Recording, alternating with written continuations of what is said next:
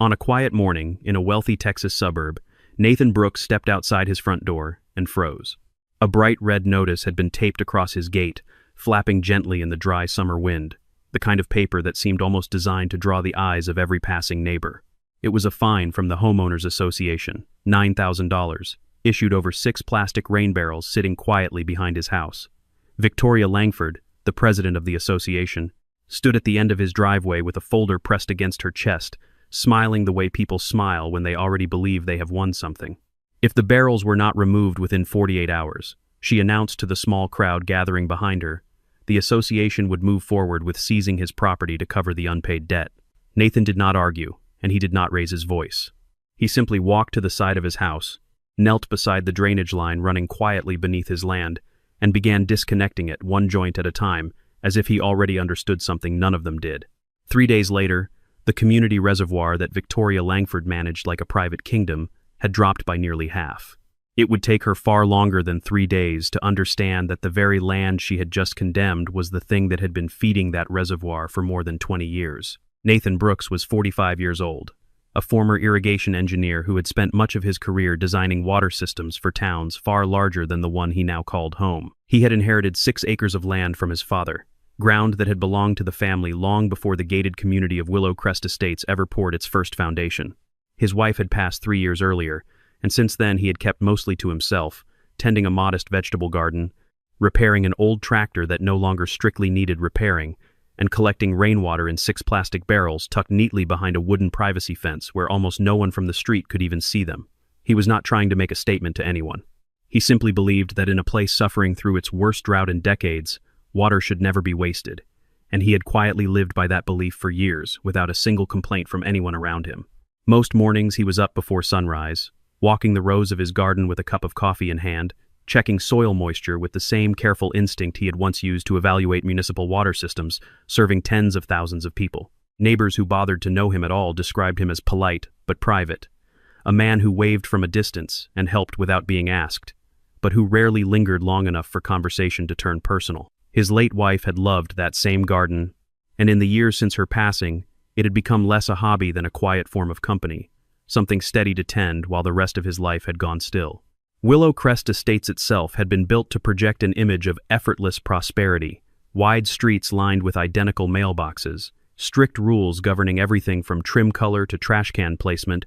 and an association fee that funded a level of manicured uniformity most residents had come to accept as simply the cost of belonging. Victoria Langford had presided over that uniformity for 9 years, ever since a contested election that longtime residents still occasionally referenced with a knowing look. And in that time, she had come to view any deviation from the community's polished appearance as a personal affront rather than a matter of shared preference. Her enforcement of the bylaws had grown steadily more aggressive over the years, and while most residents simply complied to avoid conflict, a quiet undercurrent of resentment had been building long before anyone taped a red notice to Nathan Brooks's gate. Victoria Langford, on the other hand, believed in rules the way other people believed in scripture, and she had built her identity over nearly a decade around the presidency of the Homeowners Association, a position she treated less like a volunteer role and more like a throne she had personally earned. She arrived at Nathan's property that morning with 2 board members trailing behind her and a camera in her manicured hand, walking through his garden as though she already owned every square foot of it.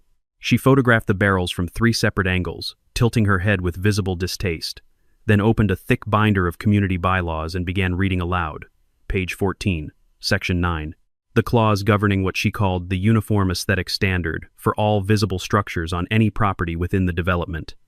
Her voice carried the flat, rehearsed confidence of someone who had delivered this exact speech to many other frightened homeowners before him. Homeowners who had simply paid whatever amount they were told to pay without ever questioning it. Victoria had come to Willow Crest Estates 15 years earlier from a much larger, far stricter community outside Dallas, and she had brought with her a conviction that property values rose or fell entirely on the discipline of the people who lived among them. To her, a rule unenforced was a value slowly eroding, and she had built her reputation on being the one resident willing to say the uncomfortable thing everyone else was too polite to mention. It rarely occurred to her that the discomfort she caused might not always be justified, or that the very authority she wielded so confidently had never once been tested against someone who actually understood the ground beneath their feet better than she did. A small crowd had gathered by then, drawn out of their houses by the flash of a camera and the sight of two board members marching across a neighbor's lawn like inspectors at a border crossing. Some watched with quiet sympathy, others with the detached curiosity of people who were simply relieved. The association's attention had landed on someone else's yard for once. One elderly woman from 2 doors down whispered to her husband that she had always admired the tidy rows of vegetables behind Nathan's fence, and could not understand what aesthetic offense 6 gray plastic barrels could possibly cause, when nobody could even see them from the sidewalk. A teenager on a bicycle slowed to watch, phone forgotten in his pocket, sensing without quite understanding why that something unfair was unfolding on an ordinary Tuesday morning in front of him. Even the 2 board members trailing Victoria seemed faintly uncomfortable, exchanging a brief glance neither of them acknowledged out loud, as though some quiet part of them already suspected this particular fight was not one their side would ultimately win. Victoria heard the whisper and chose to ignore it entirely, turning back to her binder as though the opinion of a bystander carried no more weight than the wind. Nathan tried to explain, calmly and without a hint of defensiveness, that the barrels were part of a legal rainwater harvesting system, fully permitted under Texas state law, designed specifically to reduce runoff and conserve water during exactly the kind of drought the entire region was now suffering through. He pointed out that the barrels sat well behind a privacy fence, invisible from the street entirely, and that not a single neighbor had ever once complained about them in the years since he installed them. He even offered, in a tone far more patient than the moment probably deserved, to repaint them or screen them further if appearance was truly the board's only concern. Victoria barely glanced in his direction. She closed her binder with a soft, decisive snap, and told him flatly that the association's aesthetic standards existed independently of anyone's personal opinion about drought conditions or water conservation. By the end of that same day, an official notice had already been delivered to his mailbox, printed on association letterhead, stamped and signed, a fine of $9,000, a 48-hour deadline for compliance, a quiet, buried threat that failure to remove the barrels could eventually result in a formal lien being placed against his property. That evening, Nathan sat alone at his kitchen table with the notice spread out in front of him, the paper catching the amber light of sunset pouring through the window behind the sink. He did not reach for his phone to call a lawyer, and he did not reach for anger either, not yet. Instead, he walked down into the cellar beneath his house, where his father had carefully kept every document related to the land going back more than 3 decades, boxes labeled in faded ink, folders yellowed with age. He pulled out an old rolled map, its edges soft and brittle, and spread it carefully across the table under the kitchen light. He traced a faded blue line with one finger, following it from the hills behind his property all the way down toward the community reservoir in the distance, remembering the summer his father had first walked him along that very slope as a boy, pointing out where the water gathered after every storm, and explaining, in the unhurried way he explained everything, that land carried responsibilities most people never bothered to notice. He recalled his father's voice more clearly than he had in years, patient and low, telling him that helping a neighbor cost nothing when you had more than enough to spare. He allowed himself, for the first time all day, to smile. If Victoria Langford wanted to play by the rules, he thought quietly to himself, then he would show her exactly whose rules had been keeping her precious reservoir full all along. The map Nathan found that night told a story that almost no one in Willowcrest Estates remembered, or had likely ever known in the first place, since most of the current residents had moved in long after the deal had been struck. Back in 1989, long before a single house had been built on what were now manicured lawns and quiet cul-de-sacs, his father had entered into an informal agreement with the original land developer who had first envisioned the community. The natural slope of the Brooks property funneled rainwater downhill through a shallow forested basin, and the developer wanted that water redirected into a new artificial reservoir that would eventually supply the entire community's landscaping and irrigation needs for decades to come. Nathan's father agreed, not for money, but because it seemed at the time like the neighborly thing to do for people who had not even moved in yet. The arrangement was documented in a handshake and a modest, informal easement, granting free and permanent passage of natural rainwater runoff across the Brooks land and directly into what would eventually become the association's reservoir. There was, however, one critical clause buried deep in the fine print of that decades-old agreement, a clause the original developer had almost certainly never expected anyone to actually invoke. The landowner, and only the landowner, retained the unrestricted right to terminate the water passage at any time, for any reason, entirely without needing the association's permission or approval. For over 20 years, Nathan and his father before him had simply let the water flow freely, asking nothing at all in return, never once threatening to cut it off even during earlier, more reasonable disputes with previous HOA boards long before Victoria's time. When neighbors would sometimes ask Nathan why his family had never charged the association a single cent for something so genuinely valuable, he would only shrug and say that he figured his neighbors needed the water far more than he needed the money.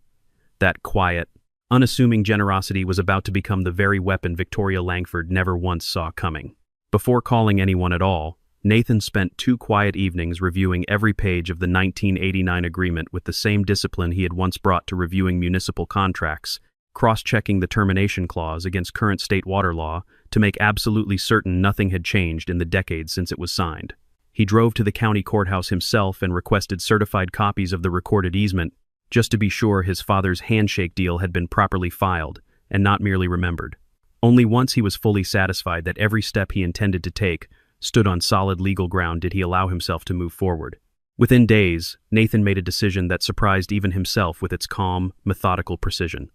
He called a small excavation crew, men he had once worked alongside during his years as a practicing engineer, and asked them to dig a narrow trench along the eastern edge of his property line.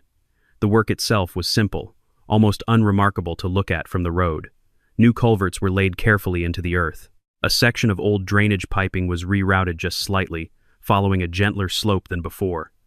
Every single shovelful of dirt moved that week was entirely within the legal boundaries of his own land, and every permit required for the work was already in his name, from years of quietly maintaining the very system the association had never once bothered to understand or even acknowledge. The change itself was subtle to the eye, but absolute in its effect. Instead of continuing its decades-old path downhill into the community reservoir, the rainwater now curved gently westward instead, spilling into a natural wetland basin that had existed on the property long before any development plans were ever even drawn on paper. Nathan broke no laws in doing this. He violated no ordinance, no covenant, no restriction of any kind. He simply redirected what had always, legally and unambiguously, been his alone to redirect however he saw fit. When Victoria Langford drove past a few days later in her polished white sedan and noticed the fresh trench lines cutting neatly through his yard, she rolled down her window and laughed out loud, calling across the fence that a little ditch was not going to intimidate her or her board of directors. Nathan straightened up slowly, wiped the dirt from his hands onto his jeans, and answered her with a quiet, almost gentle finality, telling her he was simply returning the water to exactly where nature had always intended it to go in the first place. Victoria drove off, shaking her head, already composing in her mind the next steps she assumed would put him firmly back in his place,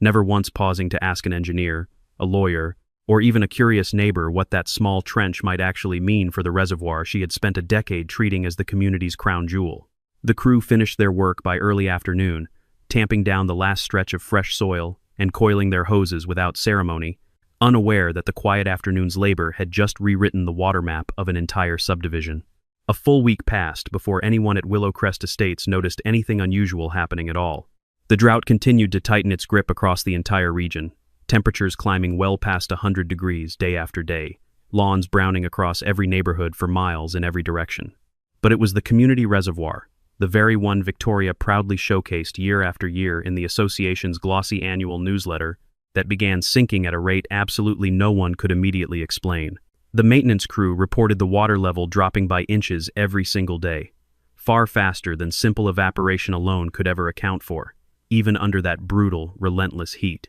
Victoria, entirely unwilling to consider that her own recent decisions might somehow be connected to the sudden shortfall, immediately assumed there had to be a leak somewhere deep within the old concrete basin itself. She authorized an expensive engineering inspection almost immediately, bringing in a private firm from the city to examine every single inch of the reservoir's aging structure for cracks or hidden seepage points. The engineers, after 2 full days of careful inspection, found absolutely nothing. No fractures anywhere in the concrete lining. No evidence whatsoever of a burst pipe or a broken valve. No sign of unauthorized water usage anywhere on the property according to their instruments. Security cameras positioned around the perimeter of the reservoir showed nothing out of the ordinary either. No trespassers slipping through the fence line at night, no theft of any kind, nothing at all, but still, undisturbed water slowly and mysteriously disappearing day by day. The lead engineer, a soft-spoken man named Gregory Palmer, told Victoria plainly during their final walkthrough that whatever was happening had nothing to do with the reservoir's structure itself, and that if she truly wanted an answer, she would need to look upstream at whatever was feeding the basin in the first place. Victoria thanked him for his time, paid his invoice without argument, and quietly filed his warning away as an inconvenience rather than a clue worth pursuing any further. Meanwhile, just beyond the tree line at the edge of the development, Nathan continued his quiet daily routine, watering his tomatoes and his peppers from barrels that were, ironically enough,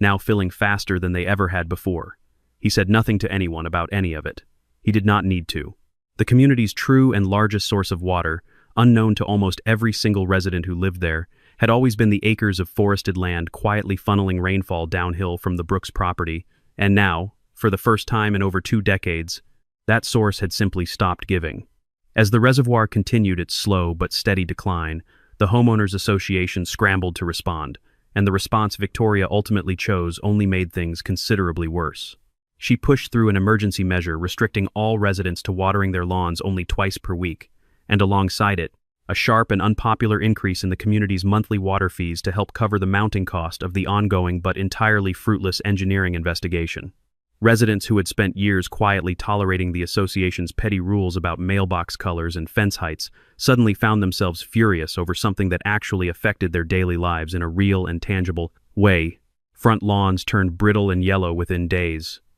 Flower beds wilted helplessly under the relentless summer sun. And every single week the water bills climbed a little higher, while the official explanations from the board grew a little thinner. Local landscaping crews, usually booked solid through the summer season, began fielding cancellations from homeowners who no longer saw the point in paying for services their restricted watering schedule could not sustain. Children's pools sat empty in more than one backyard, and the community's shared clubhouse fountain, once a small point of pride at the entrance to the development, was drained entirely and covered with a tarp to save what little water remained for the reservoir itself. What had once felt like a minor inconvenience was quickly becoming, for many families, a genuine strain on daily life. It was Mark Jensen, a longtime resident who had originally sided firmly with the association during Nathan's initial fine, who first asked the question that would eventually unravel everything Victoria had built. Standing in the parking lot after a particularly tense community meeting, he turned directly to Victoria and asked, simply and without any hostility in his voice, why the reservoir had never once run short during 20 years of previous droughts,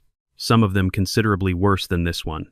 Yet suddenly this year, it could barely stay half full, no matter what they tried. Victoria offered only vague talk of aging infrastructure and unpredictable weather patterns, deflecting the pointed question with the same practiced ease she used on almost everything. She reminded the crowd, as she often did when cornered, that the board worked tirelessly on behalf of every homeowner, and that patience, not panic, was what the situation called for. A few residents nodded along out of habit, the way people often do when a familiar voice speaks with enough confidence, but the nodding was noticeably thinner than it had been in years past. Someone near the back muttered that patience did not explain a reservoir vanishing in broad daylight, and though Victoria pretended not to hear it, the comment lingered in the humid evening air long after the meeting adjourned. Nathan, standing quietly near the back of the small crowd that evening, said absolutely nothing at all. Mark Jensen had spent years serving as one of Victoria's most reliable allies on minor disputes, voting alongside her on fence heights and holiday decoration limits without a second thought, and it unsettled him more than he wanted to admit that she could not offer him a single straight answer about something as basic as where their water actually came from. He found himself thinking back to the morning of Nathan's fine, remembering how uneasy he had felt watching Victoria parade her binder across a quiet man's lawn, a feeling he had swallowed at the time out of loyalty to the board. That unease was returning now, sharper and harder to ignore. But someone else at that meeting had been listening very closely, taking careful notes on a small pad, and asking herself the very same question Mark had just voiced out loud for everyone to hear. Sarah Miller, a local reporter for the regional paper, had spent nearly a decade covering small-town disputes of every conceivable kind, and something about this sudden and unexplained water crisis at Willowcrest Estates struck her as far more interesting than the average homeowners association's squabble over paint colors or lawn ornaments. She began digging methodically through public records at the county office the very next morning, pulling old drainage maps, original construction permits, and decades-old easement filings that most people in the community had long since forgotten even existed. She spent 2 full afternoons in a windowless records room, sifting through cardboard boxes of surveyor notes and permit applications that had not been touched in years, cross-referencing parcel numbers against a hand-drawn subdivision plan that predated the community's official incorporation by nearly a decade. A clerk who had worked at the county office since before the development existed remembered, when Sarah asked, that there had been talk decades earlier of a water-sharing arrangement tied to the Brooks land. though she could not recall the specifics, and had assumed it had long since been formalized or forgotten entirely. That single offhand comment sent Sarah back into the archives with renewed determination, and it was there, near the bottom of a box labeled simply with a year and nothing else, that she finally found what she had been searching for. What she uncovered over the following days genuinely astonished her. The community reservoir, despite being marketed for years in glossy brochures as a natural water feature fed by underground springs, had no spring feeding it at all. It had no well of its own. It had no natural aquifer connection whatsoever listed anywhere in the county's official geological surveys. Instead, buried deep inside a dusty folder of 1989 development paperwork, Sarah found the original easement agreement, the exact same document Nathan had pulled from his own cellar weeks earlier, granting rainwater passage from the Brooks property into what would eventually become the association's reservoir. The entire artificial lake that Victoria Langford had spent years proudly boasting about at community galas and holiday gatherings had, in reality, been quietly sustained for more than 2 decades by 6 acres of privately owned land that the association itself had just fined its owner $9,000 for daring to conserve water on. When Sarah's story finally broke online and in print 2 days later, the headline alone was enough to send Victoria Langford's phone ringing off the hook from early morning until well past midnight. Copies of the article circulated through mailboxes and doorsteps across the neighborhood by that same afternoon, passed hand to hand between residents who could hardly believe what they were reading about a man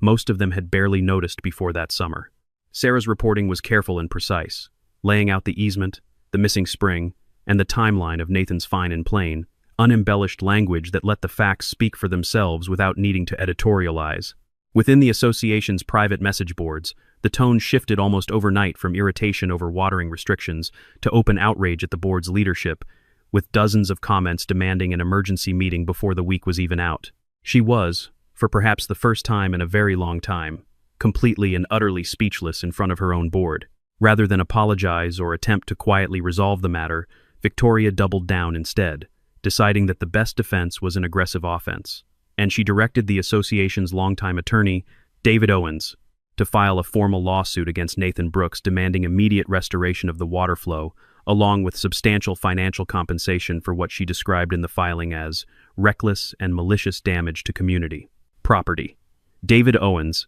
a cautious and experienced man who had quietly warned Victoria against this exact move behind closed doors more than once, sat with the draft complaint open on his desk for nearly an hour before signing it, turning over in his mind the same uncomfortable question the judge would later ask out loud in open court. He had reviewed the original 1989 paperwork himself years earlier during a routine title search, and had never once flagged the termination clause as a risk, assuming, as everyone else had, that a family who had never enforced its rights in 20 years never intended to. He filed the paperwork anyway, bound by his professional obligation to represent the board's official decision even when he privately doubted its wisdom and its chances in court. Nathan, calm as ever throughout the entire ordeal, hired a young but remarkably sharp property attorney recommended to him by an old engineering colleague,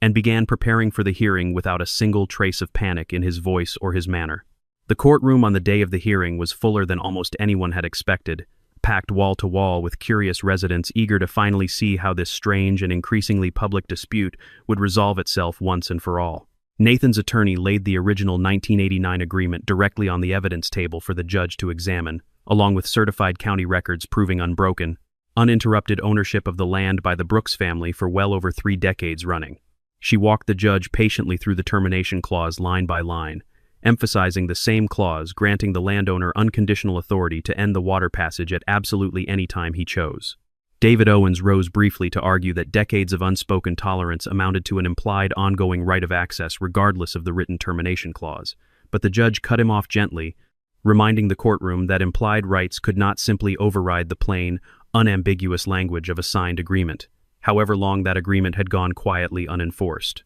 Nathan's attorney followed with a single pointed question of her own, asking David directly whether the association had ever, at any point in 20 years, sent so much as a letter of thanks for water it had never paid for. He had no answer to offer. When the judge finally turned toward the association's table and asked, in a tone that seemed to carry more genuine curiosity than sympathy, whether the association had ever once compensated the Brooks family for 2 decades of continuous water rights, the silence that followed stretched on long enough to become its own kind of damning answer. Sensing the momentum shifting entirely and unmistakably in his favor, Nathan chose that exact moment to reveal something even more damaging than the water rights dispute itself, something that had nothing to do with legal technicalities and everything to do with simple, basic decency. For 20 years, he told the courtroom in a steady, unwavering voice. His family had personally maintained every culvert, every drainage pipe, and every single inch of infrastructure carrying water toward the reservoir, clearing debris after every major storm, repairing erosion damage entirely out of his own pocket, all without a single cent of compensation or even a word of acknowledgement from the association in return. The Homeowners Association, he pointed out plainly, had never spent one single dollar maintaining the very system that had kept their prized reservoir full through 2 full decades of droughts and dry summers alike. The reaction rippling through the gallery was immediate and entirely unmistakable, a wave of murmurs spreading through rows of residents who suddenly understood the true scale of what their own association president had done to one of their neighbors. These were people who had personally paid Nathan's $9,000 fine countless times over in their own inflated water bills and strict lawn restrictions, all while the very man responsible for keeping their homes green had been quietly punished for simply trying to conserve water. When the community meeting following the hearing convened at the clubhouse just days later, residents did not wait politely for a formal agenda item to demand answers, standing and shouting over one another, asking Victoria directly and repeatedly why she had chosen to fine and threaten the exact person who had been keeping their entire neighborhood alive through the worst drought anyone could remember. One young father near the front held up a printed copy of Sarah's article and read the headline aloud for the entire room to hear, his voice cracking with an anger he had clearly been holding back for days. An older resident who had lived in the community since it was first built stood and reminded everyone that she had personally met Nathan's father decades earlier, and that the family had never once asked for anything beyond basic courtesy in all that time. Victoria sat through nearly 40 minutes of it without managing a single coherent response, her binder, for once, closed and untouched on the table in front of her. The backlash against Victoria Langford spread through the community faster than the drought itself ever had. A petition began circulating almost immediately among residents, demanding her removal from the board altogether, gathering more than 200 signatures within a single week, an overwhelming majority of every household in the development. An emergency vote was called soon after, and when the final ballots were counted late one evening, Victoria was formally and decisively removed from her position as president, stripped of the authority she had held for nearly a decade with an iron and unyielding grip. Alongside her removal, an independent financial audit was launched into years of association spending, an audit that would later reveal a troubling pattern of questionable expenses and selectively enforced fines that had disproportionately targeted residents who dared to challenge her decisions or question her authority in any meaningful way. The auditors found that fines issued during Victoria's tenure had fallen almost exclusively on residents who had publicly disagreed with her at open meetings, while friends and allies on her side of the neighborhood had quietly avoided even minor citations for violations far more visible than 6 barrels behind a fence. The findings were presented at a follow-up meeting attended by nearly every household in the development,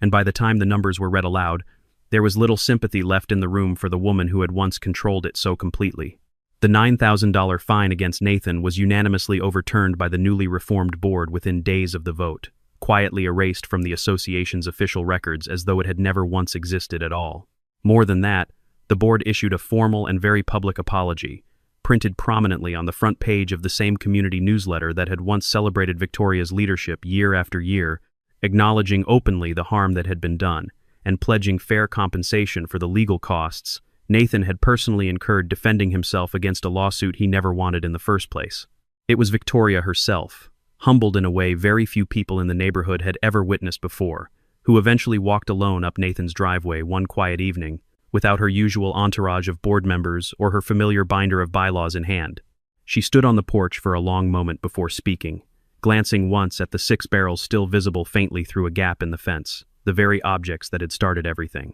She told him quietly, almost in a whisper, that she had been wrong about him from the very beginning, and that she had spent so many years enforcing rules that she had forgotten to ask whether the rules themselves were ever actually fair. Nathan, standing calmly at his front door with no trace of triumph anywhere in his expression, simply told her that all he had ever truly wanted was to be treated like an ordinary neighbor, nothing more and nothing less. In the weeks that followed her removal, Nathan proposed something that genuinely surprised the entire community, an offer rooted not in quiet revenge, but in the same generosity his family had shown for well over 3 decades, without ever asking for anything in return. He agreed to fully restore the natural water flow back toward the community reservoir, but only under new terms negotiated fairly and transparently with the newly reformed board of directors. The updated board would sign a legitimate, binding contract formally recognizing his property rights, paying a modest and entirely reasonable fee for the continued water passage going forward. Rainwater harvesting systems,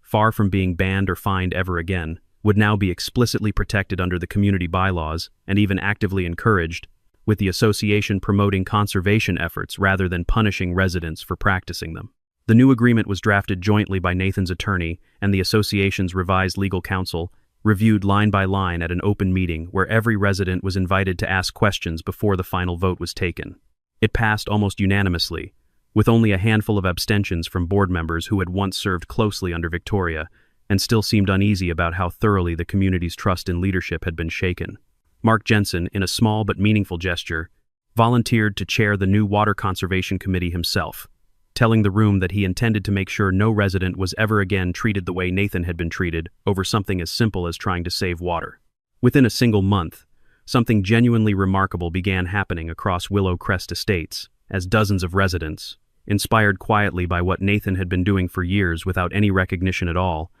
began installing their own rain barrels and water conservation systems behind their homes. What had once been dismissed as an eyesore worth a $9,000 fine slowly became a point of real pride throughout the neighborhood, discussed openly and warmly at community gatherings that no longer felt tense or hostile the way they once had. The reservoir itself, replenished steadily by the restored natural flow, and now supplemented further by dozens of new household systems working quietly in harmony together, slowly climbed back toward its original depth, just as the drought finally began to break across the region in the months that followed. The story of Willow Crest Estates traveled well beyond the boundaries of its own quiet streets in the weeks that followed, picked up by other regional outlets curious about a dispute that seemed to capture something larger than one neighborhood's water troubles. Other homeowners associations in nearby communities quietly revisited their own bylaws that summer, some proactively updating language around rainwater collection before anyone had the chance to file a complaint at all. Nathan never sought any of that attention for himself, declining most interview requests that came his way, and asking Sarah, the one reporter he did trust, to keep the focus on the lesson rather than on him personally. He returned as much as he could to the same quiet rhythm he had always kept: his garden, his coffee at sunrise, the low hum of water moving steadily through channels his family had tended for 3 generations. Sarah Miller closed out her long-running coverage of the entire saga with a final piece that captured, far more effectively than any courtroom ruling ever could, exactly what had truly happened in that quiet Texas suburb. She wrote that no single man had ever drained a community reservoir on his own, and that the only thing genuinely capable of causing that kind of lasting damage had been the arrogance of an institution that mistook its own rules for something more powerful than fairness, more powerful than basic gratitude, and more powerful, in the end, than the very people it had always claimed to serve. On a warm, quiet evening not long after the story finally settled, Nathan stood alone at the edge of his garden, watching fresh rainwater funnel gently through the newly restored channels toward the reservoir shimmering in the distance, its surface catching the last soft orange light of the setting sun. The 6 barrels behind his fence, the very same ones that had started this entire chain of events months earlier,